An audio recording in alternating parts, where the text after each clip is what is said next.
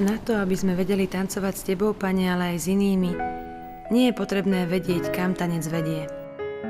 Stačí sledovať kroky, byť spokojný, pohybovať sa s ľahkosťou a najmä nebyť meravý.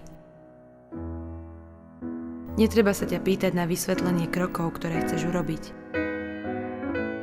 Treba byť akoby tvojim predĺžením, rezkým i živým a prijímať od teba rytmus orchestra. Nemusíme ísť dopredu za každú cenu. Mali by sme prijať, že sa treba obrátiť dozadu či kráčať po boku.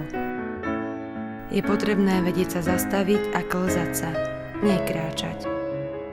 Boli by to iba kroky hlupáka, ak by s nimi nebola zosúladená hudba.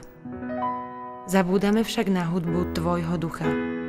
Zo života robíme gymnastické cviky. Zabúdame, že v tvojom náručí je život tancom a že tvoja svätá vôľa je plná nepochopiteľnej fantázie.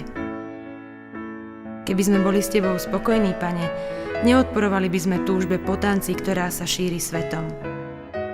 Uhádli by sme, akým tancom chceš tancovať a prijímali by sme rytmus krokov tvojej prozreteľnosti.